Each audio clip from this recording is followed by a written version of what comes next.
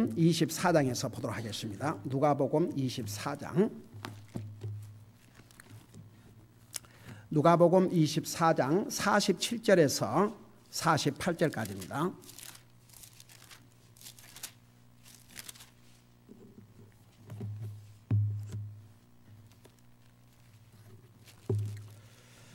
우리 찾으셨으면 같이 읽겠습니다. 47절, 48절 시작. 또 회개와 죄들의 사면이 그의 이름으로 예루살렘에서 시작하여 모든 민족들 가운데 선포되어야 하리니 너희는 이 일들의 증인이라. 앉으시기 바랍니다.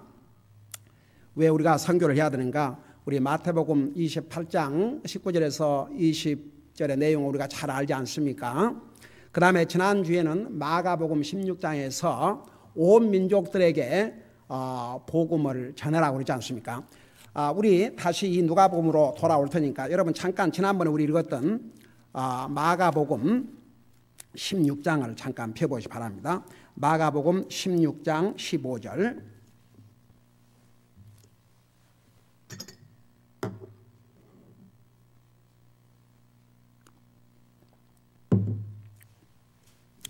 그 마가복음 16장 15절 16절에 보면 그분께서 그들에게 이르시되 너희는 온 세상에 가서 모든 피조물들에게 복음을 선포하라. 그러니까 우리가 교회에 있는 이 지역만 전도하는 것으로 끝나면 안 되고 왜 우리가 선교사를 지원해야 되느냐? 주님께서 주님의 자녀들에게 온 세상에 너희는 가서, 너희는 그랬어요. 그러니까 우리가 가야 돼요, 사실은. 근데 우리가 갈 수 없지 않습니까? 그 대신 가서 복음을 전하고자 하는 주의 종들을 기도와 물질로 지원함으로써 우리도 가서 온 백성들에게 복음을 전하는 그 말씀에 우리가 동참하게 되고 순종하게 되는 것입니다. 그래서 선교해야 돼요. 우리가 우리가 사는 이 지역에 우리가 전도를 해야 되지만 그것으로 끝나면 안 되는 이유가 바로 너희는 온 세상에 가서 모든 피조물에게 복음을 선포하라 그랬기 때문에. 그러고 나서 이제 16절에 믿고 침례를 받는 자는 구원을 받으려니와. 그러니까 믿어야 구원을 받거든요. 그러니까 가서 전해야 돼요. 복음을 전해야 됩니다. 딴 얘기하면 안 됩니다. 복음을 전하세요. 복음을. 가서 먹을 거 주고 병 치료준 것도 중요하지만 그게 우선적인 목적이 아니고 선교사의 목적이 결국은 복음을 전하는 것입니다. 너희는 가서 복음을 전하라고 그랬습니다. 복음을. 그래야 영원히 구원받거든요. 그래서 여기에 믿고 침례를 받는 자는 구원을 받으려니와 믿지 않는 자는 정죄를 받으리라. 또 이 16절 때문에 또 어떤 교단에서는 예수님을 믿음으로만 안 되고 침례를 받아야 또 구원을 받는다 가르치는 데가 있어요. 이 성경 구절 때문에. 그러니까 요거 하나만 가지고 그러지 말고 다른 성경의 구절을 다 봐요. 그 유명한 하나님께서 이처럼 사랑하사 독생자를 주셨으니 저를 믿는 자마다 멸망치 않고, 여기에 하나님께서 이처럼 사랑하사 독생자를 주셨으니 이는 그를 믿고 침례받은 자는 그랬어요, 안 그랬어요? 그 다음에 예수님께서 십자가에 돌아가실 때에 그 강도 한 사람이 구원 받았어요, 안 받았어요? 침례 받았어요, 안 받았어요? 그러니까 한 군데만 보면 안 되고, 이제 여기는 믿고 침례를 받는 자는 구원을 받느니라. 이 의미는 뭐냐? 믿는 사람들은 바로 침례에 순종해야 한다는 것을 말씀하고 있습니다. 그러니까 진짜 믿느냐 안 믿느냐를 첫 표시가 바로 침례이기 때문에. 여러분 사도행전을 보세요. 사도행전을 보면 하루에 3,000명이 사도 바울이 복음을 전하는 사도 베드로가 전한 복음을 듣고 3,000명이 구원받고 그날 바로 침례를 받았습니다. 그리고 나서 8장부터 파요. 그 8장에 보면은 특별히 그 유명한 이디오피아 재무장관이 빌립을 통해서 복음을 듣고 바로 침례에 순종했지 않습니까? 그리고 그 보면 계속 구원받고 침례받고 구원받고 침례받고 구원받고 침례받고 구원받고 침례받고. 사도행전 16장에 보면 그 바울과 실라를 가두었던 그 가두고 지켰던 간수가 그날 밤에 복음을 듣고 그날 밤에 다 침례에 순종했지 않습니까? 그러니까 진짜 믿는 사람은 침례에 순종을 해야 됩니다. 그게 진짜 믿는다는 것을 확실히 공개적으로 나타내는 것이기 때문에. 그러나 보세요. 침례를 받아야 구원받는 게 아닙니다. 그걸 우리는 교리적으로 분명히 알아야 됩니다. 만일에 그 침례까지 받아야 구원을 받는다면 뒤에도 이렇게 나와야 돼요. 믿고 침례를 받는 자는 구원을 받으려니와 믿지 않고 침례를 받지 않는 자는 정죄를 받으리라 그래야 되거든요. 그런데 그 뒤에는 믿지 않는 자는 정죄를 받으리라 그랬다고요. 그러니까 구원은 믿음으로. 그러니까 침례의 중요성을 여기서 가리킨 것입니다. 구원 받았으면 침례를 순종하도록. 침례는 구원받은 하나님의 자녀가 하나님과 사람 앞에서 나는 진실입니다. 진실로 믿습니다. 진짜 믿는다는 것을 하나님 앞과 사람 앞에서 공개적으로 시인한 행위요. 주님의 명령에 순종하는 첫 걸음입니다. 그래서 구원받은 하나님의 자녀들이 받는 침례를 Believers Baptism, 믿는 자의 침례라 그렇게 하는 것입니다. 그래서 믿고 침례를 받는 자는 구원을 받으려니와 믿지 않는 자는 정죄를 받으리라. 자, 그걸 염두에 두시고 누가복음을 우리 보십시다. 누가복음 24장 47절, 48절을 볼 터인데 그 전에 44절부터 읽고 설명할게요. 우리 주님께서 이제 하늘나라 가시기 직전에 제자들에게 이 지상 대명령인 Great Commission, 너희는 온 세상에 가서 복음을 전하라, 이 말씀을 주시기 전에 이렇게 설명을 하셨어요. 44절에 보니까 또 그분께서 그들에게 이르시되 내가 여전히 너희와 함께 있었을 때에, 그것은 제자들을 향해서 내가 너희들과 지난 3년 동안 같이 있었지 않느냐, 있었을 때에 너희에게 말한 말들, 그러니까 예수님께서 제자들에게 많이 말씀을 하셨어요. 특별히 구약 성경에 대해서. 신약 성경은 예수님이 제자들을 통해서 거기가 기록이 됐지만 구약 성경은 이미 기록되어 있었기 때문에 그 구약 성경을 가지고 예수님께서 많이 말씀해 주셨어요. 참 어메이징인 게 우리 예수님도 이 땅에 오셔서 이미 기록하여 주신 구약 성경 말씀을 많이 인용하신가 아세요? 예수님 자신이 성령님의 감동으로 기록한 구약 성경이지만 그 말씀에 아주 충실하셨어요. 그래서 그 구약 성경의 말씀을 많이 인용해서 말씀하신 그 내용들이 사복음서에 많이 나와 있습니다. 여기서 다시 리마인드를 하는 거죠.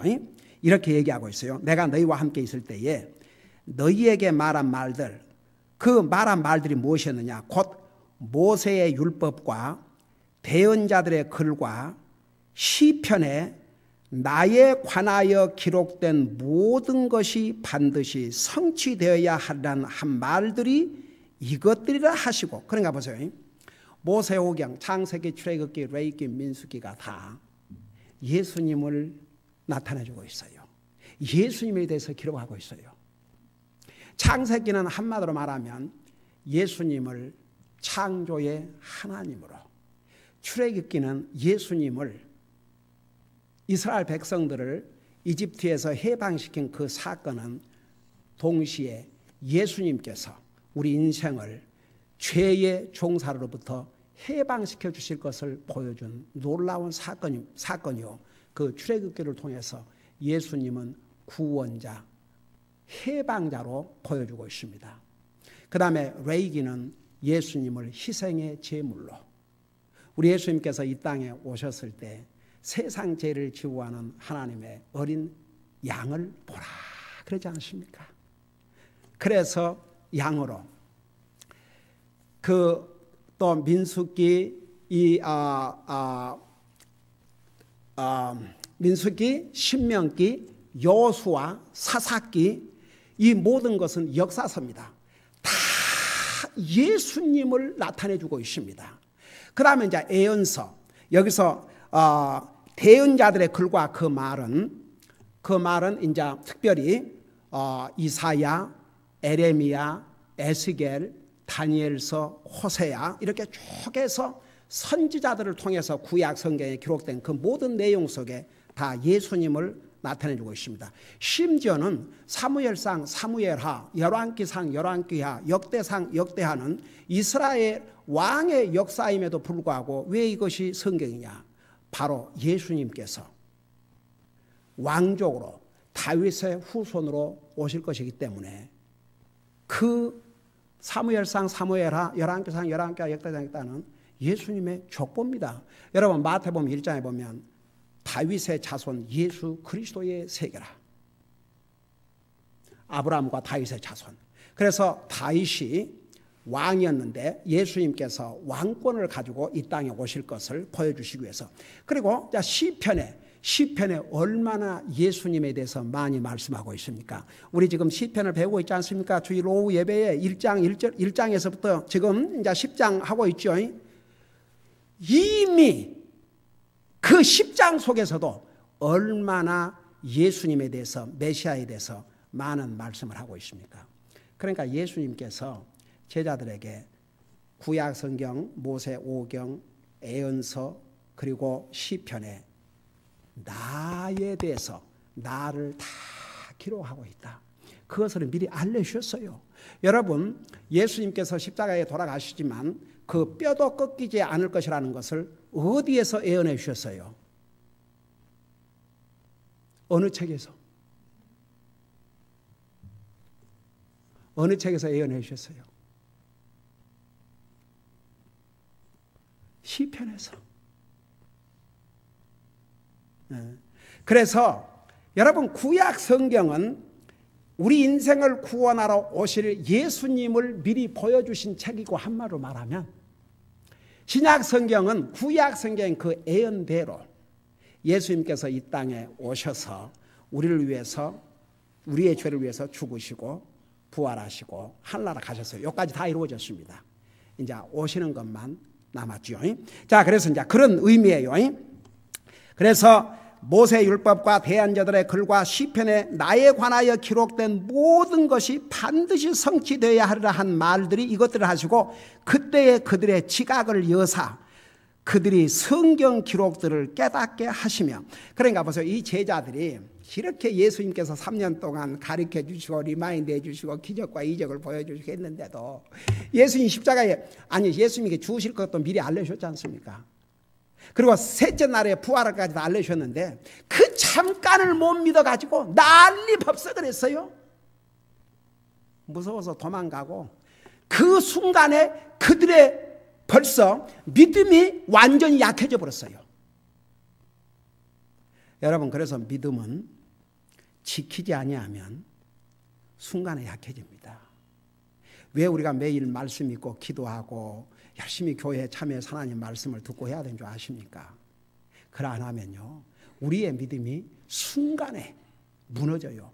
믿음을 세우기는 힘들어도 믿음이 무너지는 것은 순간에 무너집니다. 잠깐 시험 받아봐요. 아이고 그 잠깐의 시험이 어렵게 쌓아올린 믿음을 사정없이 무너뜨려요. 그래서 예수님께서 가르치신 기도 내용 중에 하나가 뭔지 아십니까?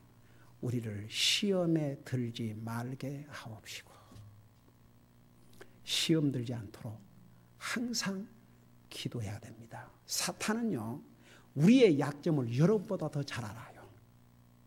그래서 우리의 약점을 탁 봐가지고 그 기회가 오면 인정사정 없이 사탄은 시험합니다. 그래서 제가 늘 그런 얘기를 했죠. 시험은 무조건 이기고 봐야지 지면 100% 손해라고. 시험은 무조건 이겨야 됩니다. 이겨야 승리합니다. 이겨야 100% 복이 됩니다.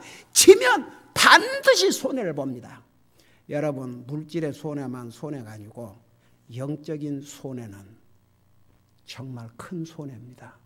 우리가 영적인 손해를 받지 않도록 하려면 항상 우리 자신이 믿음 위에 굳게 서 있어야 되고, 우리의 믿음을 손상시키는 어떤 것도 우리가 용납해서는 안 되는 이유가 바로 그 이유입니다. 여러분, 예수님의 제자들이 누굽니까?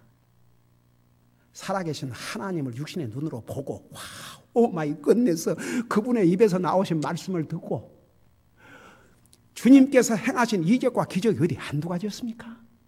죽어서 냄새난 나사로를 살리시고, 폭풍을 명령하니까 잠잠해지고, 세상의 바다 위로 걸어가시고, 물고기 2마리와 빵 5개로 남자만 5,000명을 먹이시고, 이 세상에 봐야 될 기적을 다 봤어요. 그러고도 하는 꼬라지들 보세요. 진짜 정말 이런 걸 생각하면요 겁나요. 어떤 면에서, 좋은 면에서 정말 우리가 순간 정신 차리지 아니하면 이렇게 될 수 있겠구나. 예수님의 제자들이 이런 상태까지 갈 수 있었다면 오늘 우리는 어떻겠는가? 그러니까 예수님께서 여기에 뭐라 하십니까? 그러니까 우리는 이 예수님의 제자들을 통해서 오늘 또 교훈을 받아야 됩니다. 이들이 그랬다면 나도 그럴 수가 있겠구나. 그래서 항상 자기를 준비를 해야 됩니다. 그래서 하여간 뭐 시험이 올라 그러면 얼른 주님의 이름으로 물리치고 이겨야 됩니다. 그래서 우리의 믿음은 지켜야 됩니다. 우리가 지켜야 될 것 중에 가장 소중한 것이 우리의 믿음입니다. 그래 보세요. 여기에 그때 그들의 지각을 여사, 참 영어로 보면 then opened he their understanding. 여러분, 깨닫지 못한 자는 멸망하는 짐승과 같다 그랬는데, 이게 그 믿음이 연약해지면서 깨닫지를 못했어요.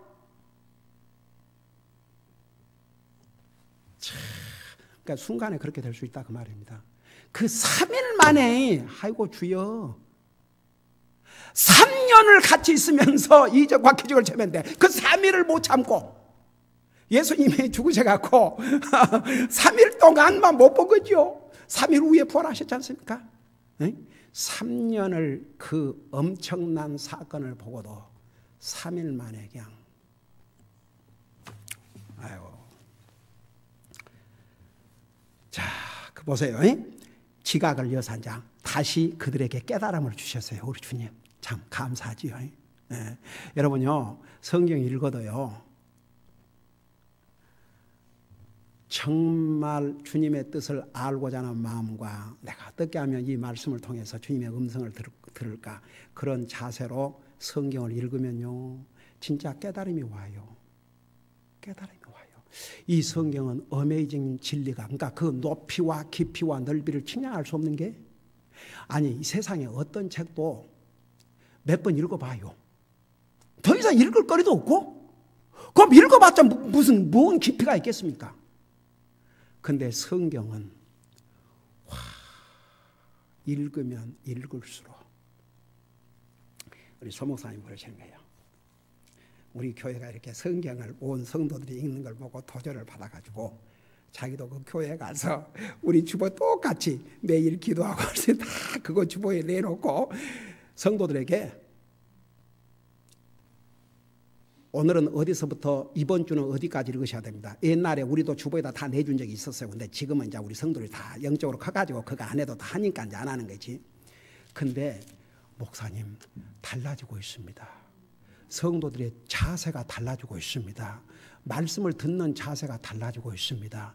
그리고 건성으로 읽지 않고 어떤 분들은 노트를 써놓고 거기다 기록을 하면서 그리고 와서 물어본답니다. 내가 어디를 읽고 있었는데 그 부분이 잘 이해가 안 됩니다. 그리고 우리 서목사님이 아주 그냥 입이 여기까지 해줘요. 그냥 해피해가지고. 옛날에 우리 교회에 또 왔다가 그 시험인지 뭔지를 받아갖고 떠난 참 아이고 주여, 참 웃음이 나와요. 웃음이 나와. 이 사람은 또 왜 시험을 받았냐 그러면 그 옛날에 그 좀 한국에서 무슨 먼 교회에서 뭐 저기 아프가니스탄인가 뭐 가가지고 뭐 단기 선교여행 갔다고 뭐 그래갖고 붙잡혀가지고 뭐 난리가 난 적이 있었어요. 그 내가 한번 그랬죠. 그 사람들이 선교사라는 이름으로 그러고 가서 진짜 복음을 전한 게 아니고 딴 일하고 또 갈 때는 다른 말하고 또 가서는 또 다른 짓 하고 그래서 진짜 선교의 길에 방해를 한다. 그런 얘기를 한번 했거든요. 근데 뭐 어디 골프 치러 갔는데 너 교회는 그 사람들을 위해서 기도하냐 그러더래요. 우리 선교사님들이 얼마나 기도해요.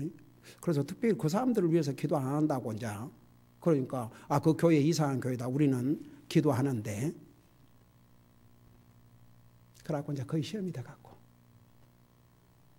아이고 그래도 와서 다니는 동안에 뭐란 거니 목사님 사실 저도 15년 동안 교회를 다녀봤지만 한 번도 이 교회에 나오기 전에는 성경을 처음부터 마지막까지 읽어본 적도 없고 읽으라고 누가 해본 적도 없고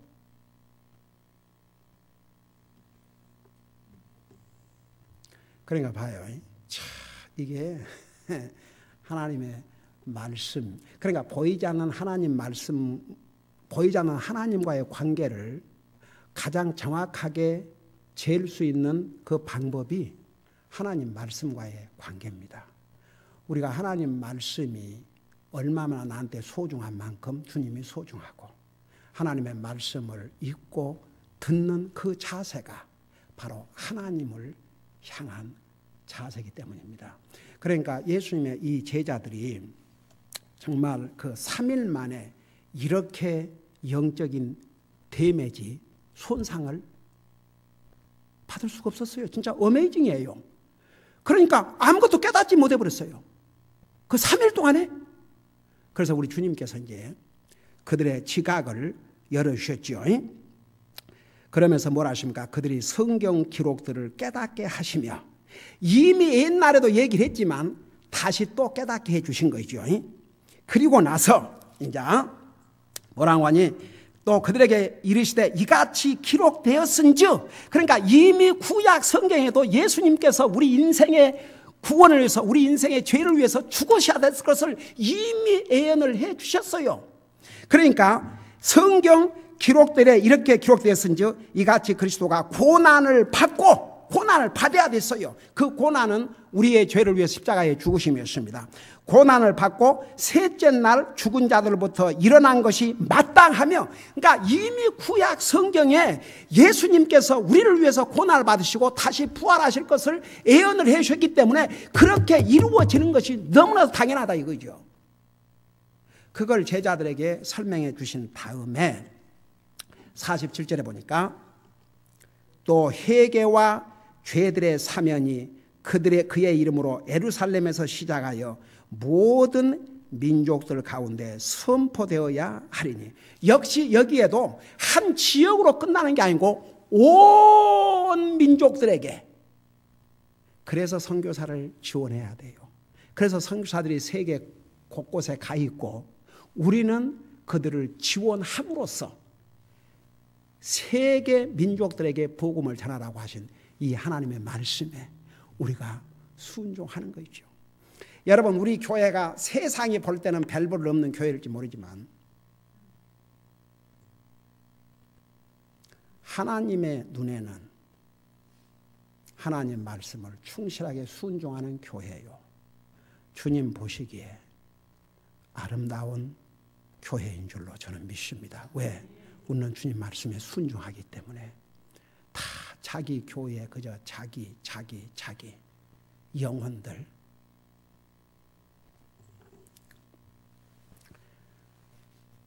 어제 우리 진아가 그 딸 피크업으로 와서도 서서 우리 그 서목사님 딸 유니스한테 이제 나에 대해서 자기 목사에 대해서 얘기를 하는 거예요. 자기는 우리 목사님을 그 리스펙트한 이유가 보통 목사들은 사람들 화낼까 봐서 하나님 말씀 담대하게 전하지 못하고 그렇게 해서 화내갖고 한 사람을 떠나면 어떨까? 그래서 담대하게 못 전하는데 우리 목사님은 사람이 들어서 화가 날지라도 하나님의 말씀을 정말 그 타협하지 않고 전하는 모습을 볼 때 얼마나 자기는 존경한다고. 또 그러고 우리 유니스한테 열심히 또 얘기하고 있더라고요. 그래서 내가 속으로 그래도 우리 진아 자매가 그런 기준을 갖고 있다는 것이 얼마나 감사한 일인가. 여러분 봐요. 우리 교회가 왜 선교 지원하냐? 이건 뭐 누구한테 자랑하기 위해서도 아니고 쇼업하기 위해서도 아니고 하나님 말씀에 순종하기 위해서 그래서 하는 거예요. 그리고 복음을 전해야만 구원을 받는데 특별히 여기에서는 뭐라는 줄 아십니까? 복음을 전하는데 그 복음의 핵심 메시지, 반드시 복음을 전할 때 전해야 될 핵심 메시지가 있습니다. 그게 뭔지 아십니까? 여러분 눈으로 직접 봐요. 47절에 뭐라고 그랬습니까? 회개와 죄들의 사면이. 그래서 이 회개, 죄들의 사면은 죄의 용서.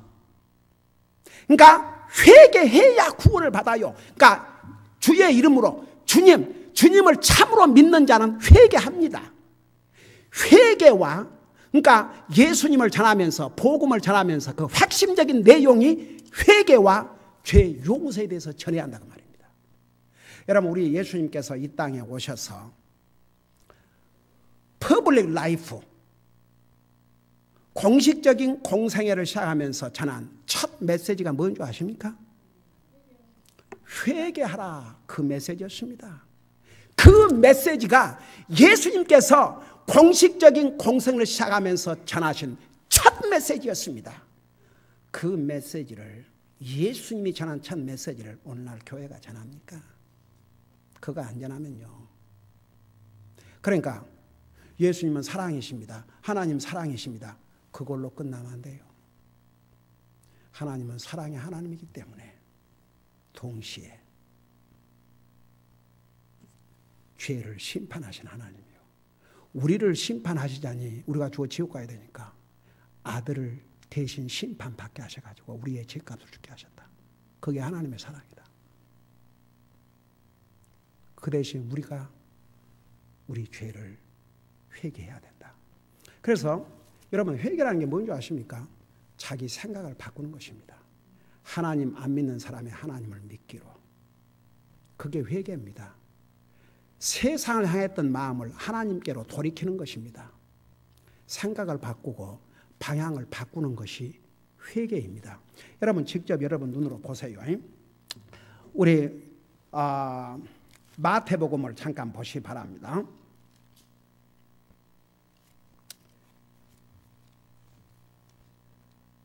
마태복음 4장을 보세요.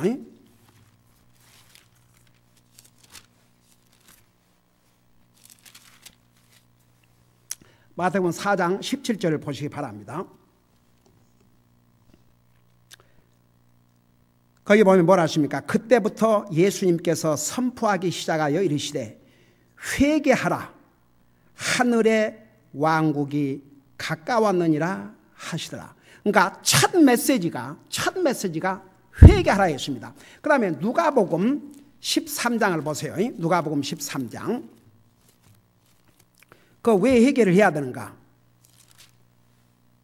누가복음 13장을 보시기 바랍니다. 13장 3절을 보면 그 앞에 무슨 내용이 있냐면 이런 내용이 있어요. 읽고 설명할게요. 13장 1절부터 그때 거기 있던 몇 사람이 빌라도가 어떤 갈릴리 사람들의 피를 그들의 희생물에 섞은 것을 그분께 고하매 예수님께서 응답하여 그들에게 이르시되 너희는 이 갈릴리 사람들이 그런 일들로 고난을 당하였으므로 그들이 모든 갈릴리 사람들보다 더 큰 죄인이었다고 생각하느냐? 그러니까 어떤 경우에 사람들이 어떤 사람이 죄서 죽었다 그러면은 그 사람들은 우리보다 더 죄가 많아서 그런 생각할 수가 있거든요. 그런데 뭐라는 거예요? 예수님이 3절에 내가 너희에게 이르노니 아니라 그러나 너희가 회개하지 아니하면 다 그와 같이 멸망하리라. 그러니까 회개하지 아니하면 그렇게 멸망한다 그랬습니다. 그러고 나서 4절에 또 너희는 실로암에서 망대가 무너져 깔려 죽은 저 18사람이 예루살렘에 거한 모든 사람들보다 더 큰 죄인이었다고 생각하느냐? 그 당시 실로암에 세운 망대가 무너져갖고 18사람이 그냥 깔려 죽어버렸어요. 그 사람 생각으로 저 무슨 죄가 많아서 저렇게 벼락을 맞아 죽었는가? 그렇게 생각할 수 있지 않습니까? 그러니까 예수님께서 그들의 잘못된 생각을 고쳐주셨어요. No. 그들 18명이 예루살렘에 사는 다른 사람보다 더 죄가 많아서 그렇게 된 게 아니다. 그러놓고 나서 똑같은 말씀하셨습니다. 내가 너에게 이르노니 아니라 그러나 너희가 회개하지 아니하면 다 그와 같이 멸망하리라. 그래서 반드시 복음을 전한다고 그럴 때 회개의 복음을 전해야 됩니다. 여러분, 구원받지 못한 사람이 구원을 받기 위해서 첫째 알아야 될 게 뭐라 했어요? 자기가 죄인이라는 것을 깨닫게 하는 겁니다. 그래서 자기가 죄인인 걸 깨닫고 그 죄를 회개해야 됩니다. 가장 큰 죄는 하나님을 안 믿는 죄입니다. 그보다 더 큰 죄는 없습니다. 사람을 죽인 살인자도 정말 주님 믿고 용서를 구하면 용서받고 환란하지만 아무리 세상에서 선한 일 착한 일 했어도 예수님 믿지 아니하면 죽어서 지옥 갑니다. 그러니까 가장 큰 죄가 하나님 안 믿는 죄입니다. 그러니까 하나님 안 믿어도 나는 괜찮다는 그 잘못된 생각을 바꿔야 됩니다. 자기도 죄인입니다. 죄로 말미암아 죽습니다. 그 생각을 바꾸어서 진짜 자기가 죄인 깨닫고 예수님에게 죄 용서를 구해야 됩니다. 그래서 회개와 죄의 사면을 전하라고 그랬습니다. 그래서 복음을 전하는 데는 반드시 회개와 그리고 회개하면 주님께서 그 죄를 용서해 주시고 구원해 주신다는 것을 반드시 전해야 됩니다. 그래서 여러분, 아이고 나 옛날에 제7회 안실교회 목사가 방송을 통해서 거기는 돈이 많으니까 방송도 하고 방송을 통해서 하면서 난 아직도 생생하게 기억나요. 그 목사가 어떻게 사랑의 하나님, 자기 아들도 아껴주신 하나님이 어떻게 사람을 지옥 불에 지글지글 태워 죽인단 말입니까? 여러분, 하나님의 의로운 심판과 지옥을 없다고 하는 것은 바로 사탄이 하는 일입니다. 성경에 지옥은 사람을 위해서 만든 것이 아니고 사탄과 그의 추종자들을 위해서 만드셨다고 그랬는데, 사랑의 그 희생으로 우리를 구원하셨다는 것은 예수님 입으로 얼마나 많은 지옥을 이야기하셨습니까? 여러분, 마가복음 9장을 봐요. 거기는 구더기도 죽지 않고 불도 꺼지지 아니한다고 그랬습니다. 사랑의 주님께서 직접 그 입으로 하신 말씀입니다. 누가복음 16장 19절에서 나오는 부자의 주님께서 직접 하신 말씀입니다. 그러니까 보세요. 이 지옥이 없다는 사람들은요, 사탄과 한패예요. 지옥이 없다면 예수님께서 이 세상에 오실 이유가 뭡니까? 그러니까 예수님께서 그 첫 메시지, 회개하라 천국에 가까웠느니라. 그래서 복음을 전하는 곳에는 반드시 회개의 복음과 죄 용서의 복음을 전해야 됩니다. 그래서 이 누가복음에서 분명히 회개와 죄의 사함을 전하라 그랬습니다. 그래서 여러분, 참으로 하나님의 사랑을 바로 깨닫는 자는, 하나님께서는 진짜 사랑이 하나님이기 때문에 우리를 사랑하셔서 아들까지 희생하시고 우리가 받아야 될 죄값을 다 지불하게, 그게 하나님의 사랑입니다. 그런데 그 예수님이 누구를 위해서 죽었다는 사실과 왜 죽어야 했다는 사실을 본인이 깨닫고 본인이 믿지 아니하면 구원을 받을 수가 없습니다. 그래서 우리가 선교해야 되는 중요한 이유는 온 세계에 가서 전하라고 그랬고, 그 다음에 이제 온 세계에만 간다고 된 게 아니고 복음을 전해야 되는데, 그 복음의 핵심 메시지가 바로 회개와 죄 사함을 전해야 될 것을 오늘 누가복음에서 말씀하고 있는 것입니다. 기도하십시다. 우리 아버지 하나님, 오늘도 선교의 달을 맞이해서 왜 우리가 선교사들을 지원하고 왜 온 세상에 복음 전하는 일에 우리 교회가, 우리 개인이 참여해야 되는지를 배웠고, 또 가서 무엇을 전해야 된다는 것도 우리가 배웠습니다. 복음을 전해야 되는데 그 복음 속에는 반드시 회개와 죄 사면의 내용을 전해야 될 것을 우리 주님께서 말씀해 주셨습니다. 우리 교회가 지원하는 성도님들이 세계 각지에서 이 복음을 정확하게 증가할 수 있게 하시고 이런 귀한 주님의 종들을 우리가 서포트함으로 선교에 동참할 수 있게 해주셔서 감사드립니다. 우리 교회가 계속해서 이 선교 사역을 감당해 나갈 수 있도록 도와주시옵소서. 감사합니다. 사랑합니다. 예수님의 이름으로 감사 기도하옵나이다. 아멘.